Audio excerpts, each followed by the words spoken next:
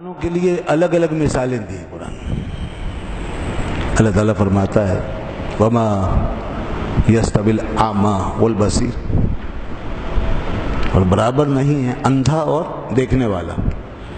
دیکھیے ایک کو اندھا کا اور ایک کو دیکھنے والا کا۔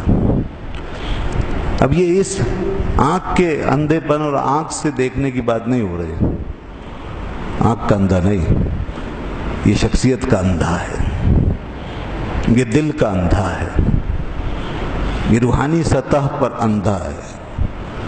اگرچہ سر کی آنکھ سے دیکھ رہا ہے مگر دل کا اندھا ہے جی۔ اگرچہ وہ عقل رکھتا ہے مگر دل اور روح سے اندھا ہے جی ہاں۔ فرمایا یہ دونوں برابر نہیں، جو دیکھ رہا ہے اور جو نہیں دیکھ رہا۔ وما یستوی الاعمی والبصیر ولا الظلمات ولا النور، اور فرمایا اور نہ تاریکیاں، ظلمتیں اور نہ نور یہ برابر ہیں۔ ایک طرف تاریکی ہے، اندھیرا ہے، دوسری طرف نور ہے، روشنی ہے، یہ دونوں برابر نہیں۔ ظاہر سی بات ہے، بہت واضح طریقے سے فرمایا۔ یہ ظاہری روشنی اور تاریکی کی مثال دے کر اندھیرے میں انسان کو کیا نظر آتا ہے؟ کچھ نہیں، تاریکی تاریکی ہے، اور روشنی روشنی، روشنی میں انسان اپنی منزل دیکھتا ہے، روشنی میں انسان اپنا سفر کرتا ہے، روشنی میں انسان آگے بڑھتا ہے۔ پہلے کہا اس کو دیکھنے والا، جو ہمارے بندے ہیں وہ اندھے نہیں، وہ دیکھنے والے ہیں، بصیر۔ اور پھر اس کو کہا نور، پھر اس کے لیے کہا نور۔ تو اب آنکھ بھی ہے اور نور بھی ہے، دونوں چیزیں ہو گئی نا۔ اور دوسری سائڈ پر نہ آنکھ ہے نہ نور ہے، آنکھ سے دیکھنے کے قابل نہیں، اندر سے blind, spiritual blind, inner self blind ہے، اور باہر سے، اس باہر سے بھی تاریکی، اور تاریکی ایک نہیں، فرما ظلمات۔ جب بھی کوئی حق کو چھوڑے گا وہ ایک ظلمت اور ایک تاریکی میں نہیں جائے گا، وہ بہت ساری تاریکیوں میں جائے گا، بہت سارے اندھیروں میں جائے گا۔ قرآن نے ہمیشہ ظلمات کی بات کی، تاریکیوں کی بات کی، ایک تاریکی میں نہیں رہے گا، وہ کئی تاریکیوں میں جائے گا، اور پھر رکے گا نہیں آئے گا۔ بدبختی جتنی بڑھتی جائے گی اتنی تاریکی بڑھتی جائے گی۔ فرمایا کہ ادھر نور ہے اور ادھر تاریکیاں ہے، تو ایک تو ادھر اندھا ہوا، اللہ سے دور ہوا، حق سے دور ہوا، اندھا ہوا، پھر تاریکیوں کا سامنا کیا، اور پھر فرمایا ولا الظل ولا الحرور، اور نہ ظل اور نہ حرور یہ برابر نہیں۔ ظل کیا ہے؟ سایہ، اور حرور کیا ہے؟ سخت دھوپ، تپش والی دھوپ، گرم دھوپ۔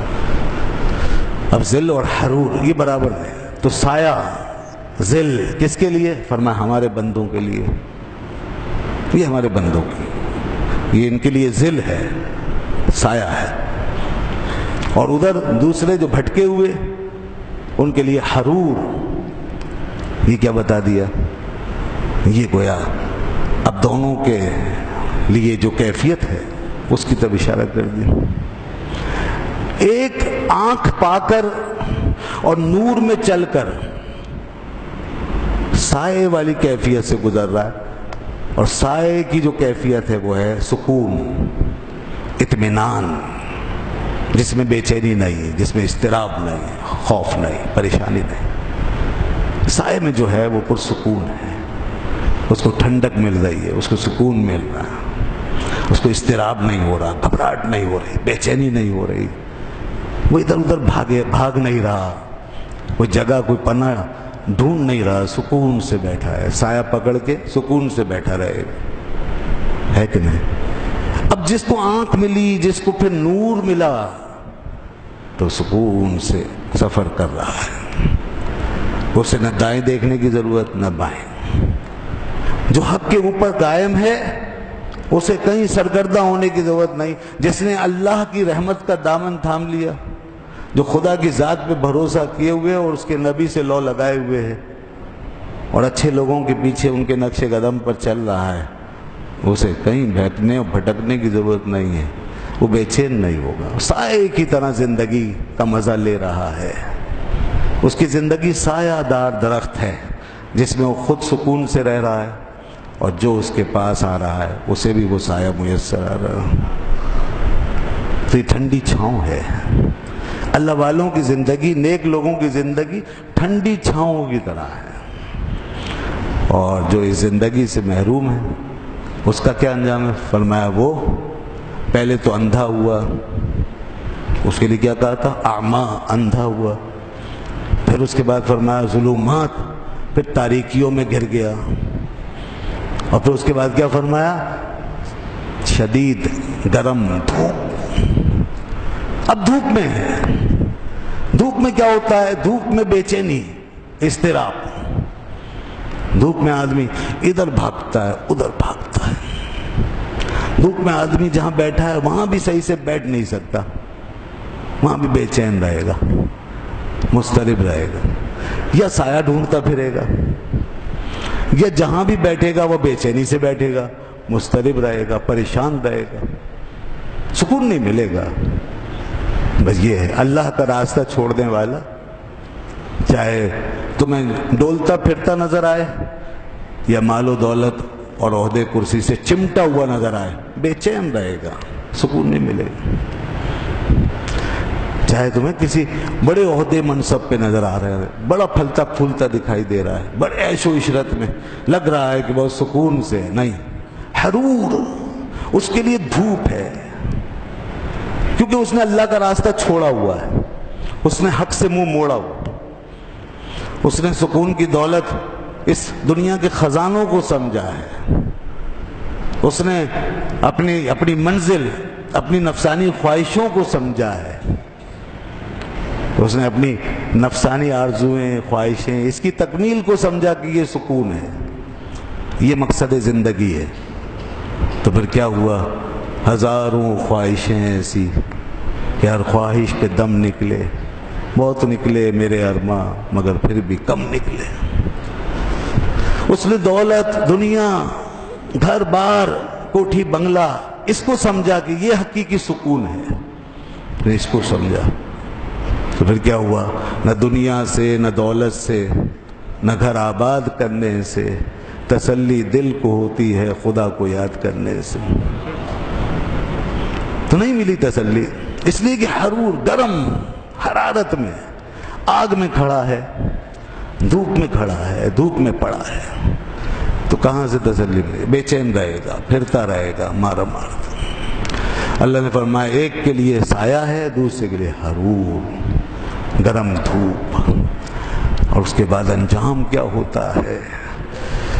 ان دونوں زندگیوں کا اینڈ کیا ہے؟ ان دونوں کا انجام کیا ہے؟ دو قسم کی شخصیتیں سامنے آ گئی، ایک کی ساری نسبتیں پازیٹیو ہیں، ٹرانسینڈنٹ ہیں، ایک ڈیولپمنٹ سے گزر رہا ہے کہ آنکھ رکھتا ہے، دیکھ رہا ہے، نور سامنے ہے، آگے بڑھ رہا ہے، سکون ہے، بھٹک نہیں رہا، سائے میں ہے، بھٹک نہیں رہا، اپنی منزل کی طرف روا دوا ہے۔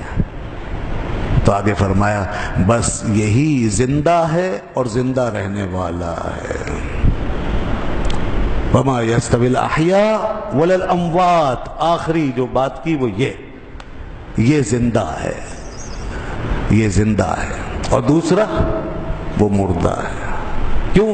اس لیے کہ اندھا ہے، اس لیے کہ ہر طرف اندھیرا ہی اندھیرا ہے، رک گیا ہے، ٹھہر گیا ہے، اس کے لیے اب حرکت نہیں، اس کے لیے ڈیولپمنٹ نہیں۔ پھر جس حالت میں ہے وہ شدید دھوپ کی طرح ہے، شدت میں ہے، اضطراب میں ہے، بے چینی میں ہے، تو اب کیا ہوگا؟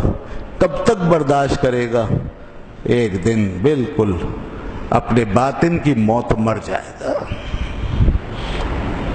طبعی موت تو سب نہیں مرنا ہے، طبعی موت کا انکار نہیں، ان کو بھی آنی ہے، ان کو بھی آنی ہے، مگر قرآن اس طبعی زندگی اور طبعی موت کے تصور سے آگے ہمیں ایک اور زندگی اور ایک اور موت سے آگاہ کرتا ہے۔ ایک اور زندگی، وہ زندگی جو اس طبعی زندگی پہ حاکم ہے اور اس طبعی زندگی پہ غالب ہے، جو اس زندگی کو ایک اور زندگی سے بدل دیتی ہے، اور وہ موت کے جو اس طبعی موت پر حاوی اور اس موت کو ہمیشہ کی موت میں تبدیل کر دیتی ہے، جس کے بعد مردہ کی مہر لگ جاتی ہے۔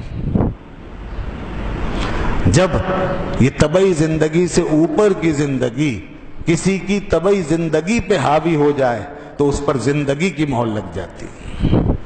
وہ مر کے بھی نہیں مرتا، وہ مر کے بھی نہیں مرتا۔ ہم موت کا انکار نہیں کر رہے، ہم کہہ رہے ہیں وہ مر کے بھی نہیں مرتا۔ اس کو مردہ مت کہو، اس کے لیے قرآن کہتا ہے وَلَا تَقُولُوا لِمَن يُقْتَلُ فِي سَبِيلِ اللَّهِ أَمْوَاتٌ بَلْ أَحْيَاءٌ، بلکہ وہ زندہ ہے۔ وَلَنُحْيِيَنَّهُ حَيَاةً طَيِّبَةً، ہم اسے ایک پاکیزہ زندگی سے نواز دیتے ہیں۔ اب یہ طبعی زندگی سے، فزیکل لائف سے آپ کے اوپر کی ایک لائف، یہ اس سے اوپر کی۔ اب وہ زندگی جب مل گئی تو طبعی زندگی کے اوپر جب وہ زندگی غالب آ گئی تو گویا مر کے بھی نہ مرے، اور بظاہر کمزور بھی طاقتور۔ پھر طبعی کمزوری بھی کوئی چیز نہیں، پھر طبعی اضمحلال بھی کوئی چیز نہیں، پھر طبعی ظاہری طور پہ اکیلا رہ جانا بھی کوئی اہمیت نہیں رکھتی، پھر بے وسائل ہونے کی بھی کوئی حیثیت نہیں، بے مال اور بے اسباب ہونے کی بھی کوئی ایسی فکر کی بات نہیں، کیونکہ اب وہ کس حالت میں ڈیولپمنٹ سے گزر رہا ہے، تو لہذا یہ چیزیں نقصان نہیں دیتی۔ اس راستے کا فقر بھی غنا ہے، اس راستے کی کمزوری بھی اپنے پیچھے ایک بہت بڑی طاقت رکھتی ہے۔ اس راستے پہ بڑھاپا نہیں، ہمیشہ سدا کا جوان۔ اس راستے کی موت بھی زندگی ہے، اس راستے کی موت بھی زندگی ہے۔ یہ اللہ کی راہ ہے، برطرز اندیش ہے، سود و ضیاء ہے زندگی۔ علامہ اقبال اس راز کو پا گئے اور ہمیں سمجھا گئے۔ انہوں نے کہا برطرز اندیش ہے، سود و ضیاء ہے زندگی، ہے کبھی جاں اور کبھی تسلیم جاں۔